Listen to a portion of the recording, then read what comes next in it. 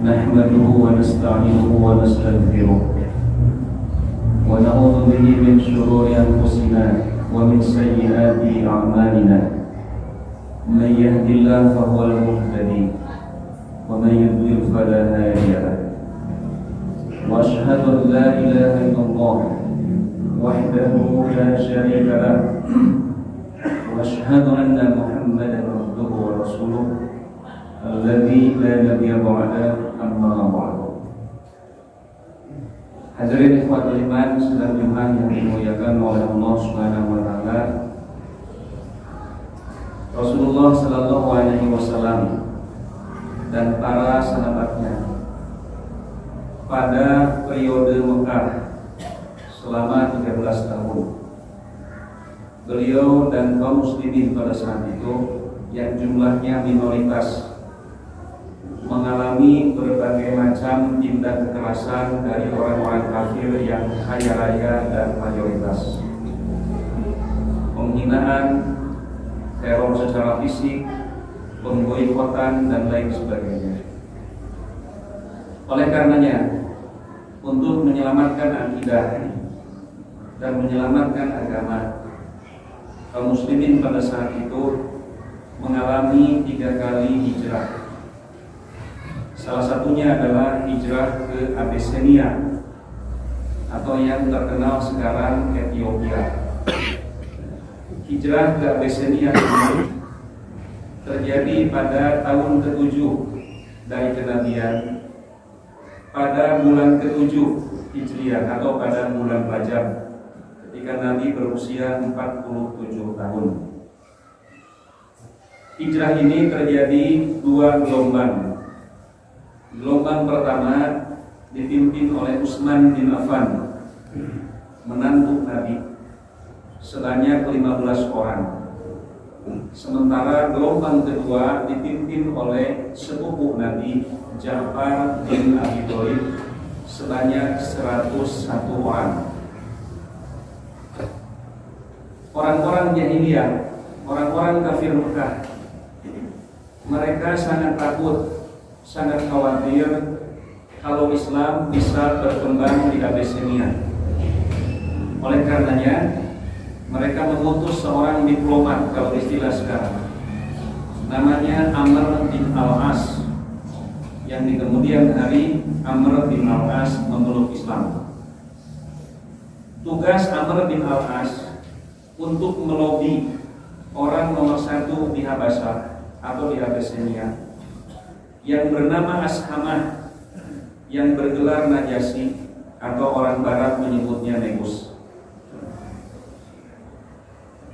Amr bin Al-As meminta agar Najasyi memulangkan atau istilah sekarang mendeportasi sahabat-sahabat Nabi kembali ke kota Mekah.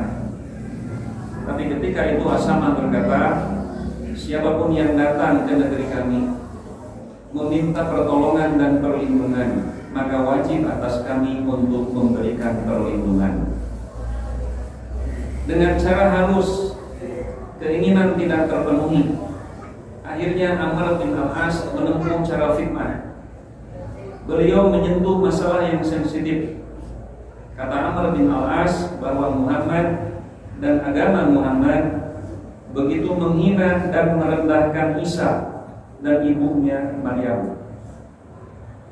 Akan tetapi Ashamah ketika itu tidak mau memvonis, hanya mendengar berita dari satu pihak. Akhirnya Ashamah memanggil juru bicara dari pihak kaum muslimin.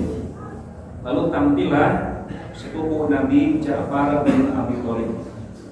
Ketika ditanya bagaimana sikap Muhammad dan agama Muhammad tentang Maryam dan anaknya Isa, ketika itu Ja'far memberikan jawaban dengan membacakan surat Maryam.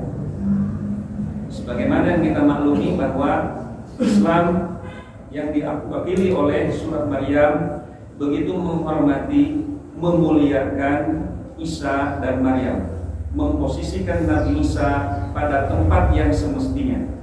Sikap Islam tidak seperti Yahudi yang mengatakan bahwa Isa itu anak haram.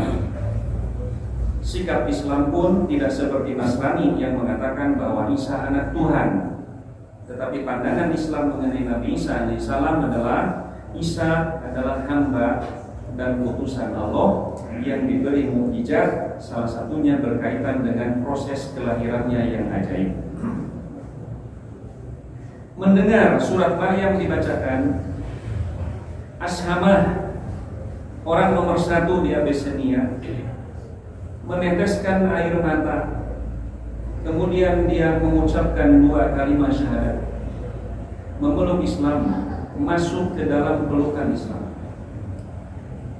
Nah, hadirin yang terhormat, di antara 116 sahabat yang hijrah dari Mekah ke Abyssinia, ada sepasang suami istri. Istrinya bernama Romlah, anaknya Abu Sufyan bin Harb, yang sangat memusuhi Islam. Tetapi kemudian Abu Sufyan masuk Islam pada tahun ke-7 Hijriah. Siti Romlah didampingi oleh suaminya, namanya Ubaidullah bin Yahsin, ikut hijrah dari Mekah ke Abyssinia demi menyelamatkan akidah. Pada suatu malam, Siti Romlah yang sedang hamil 2, dia bermimpi. Dalam mimpinya dia melihat bahwa wajah suaminya berubah menjadi sangat buruk rupa. Ternyata ini syarat karena keesokan harinya Siti Romlah mendapati suaminya sudah murtad. Siti Romlah berkata, bukankah kita jauh-jauh meninggalkan Mekah ke Abyssinia untuk menyelamatkan akidah Islam?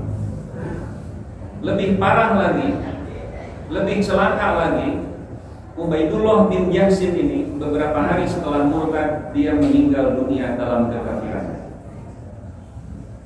Beberapa lama setelah itu, Siti Romlah melahirkan seorang bayi perempuan, dan bayi itu diberi nama Habibah. Sampai nama Romlah tenggelam dan Siti Romlah populer dengan kunyah atau julukan Ummu Habibah.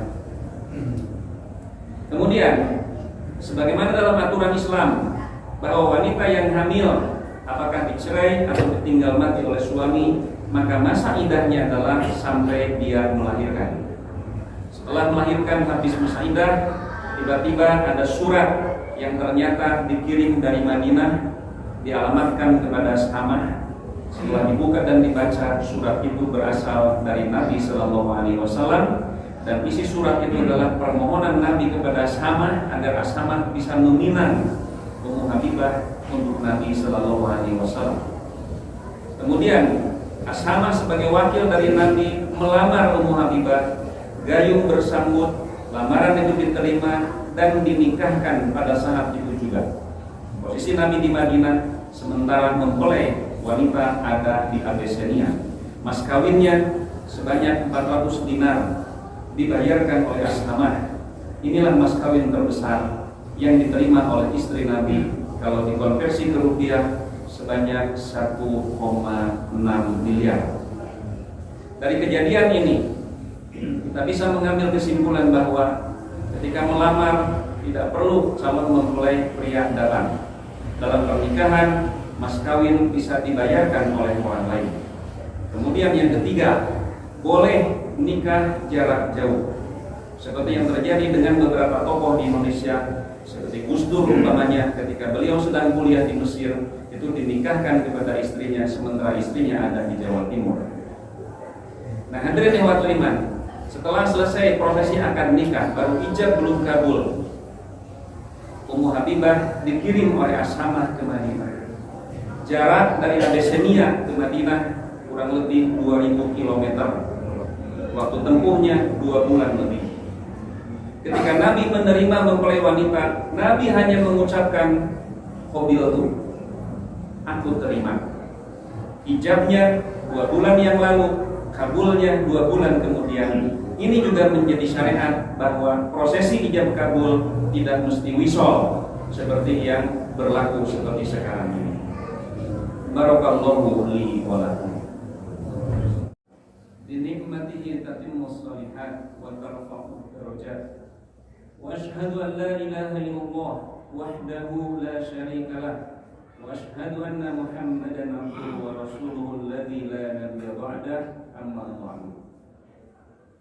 Hadirin yang beriman, sahabat-sahabat Nabi yang ada di Abyssinia, ketika mereka mendengar informasi bahwa Nabi dan hampir semua sahabat sudah ada di Madinah, maka seluruh sahabat yang ada di Abyssinia menyusul Nabi ke Madinah, sehingga tidak ada satupun muslim di Abyssinia kecuali Ashamah yang menjadi raja pada saat itu. Sahabat-sahabat Nabi hijrah dari Mekah ke Abyssinia bulan ke-7 bulan Rajab, tahun ke-7 dari kenabian. Qadarullah, pada bulan ke-7, pada bulan Rajab, tahun ke-7 Hijriah, atau 7 tahun setelah Nabi berada di Madinah, di suatu pagi di dalam masjid Nabi memberikan pengumuman, qad matal yauma rajulun sholihun min ikhwanikum. Pada hari ini seorang laki-laki yang soleh, yang merupakan saudara kalian, saudara seagama, telah meninggal dunia. Mintalah kalian kepada Allah ampunan untuk saudara kalian. Mari kita menyalatkan jenazahnya. Yang dimaksud dengan orang soleh di sini adalah Ashamah. Ashamah meninggal pada bulan Rajab tahun ke-7 Hijriah. Nabi Shallallahu Alaihi Wasallam kemudian keluar ke lapangan menyalatkan jenazah Ashamah yang posisinya di Abyssinia secara gaib. Jabir mengatakan, kami salat berjamaah sebanyak 2 saf dan Nabi bertakbir sebanyak 4 kali takbir. Doanya yang dibaca oleh beliau seperti doa yang dibaca ketika menyalatkan jenazah dan jenazahnya ada di hadapan beliau. Kejadian inilah yang menjadi dasar syariat adanya salat gaib. Akan tetapi apabila kita melihat secara kronologis bahwa salat gaib itu baru disyariatkan, baru diperbolehkan untuk jenazah yang meninggal di satu tempat, dan kita yakin di tempat itu jenazah tersebut tidak ada yang menyalatkan. Demikian, mudah-mudahan ada manfaat. Aqulu qouli hadza wa astaghfirullah li wa lakum. Barakallahu lakum. Wassalamualaikum.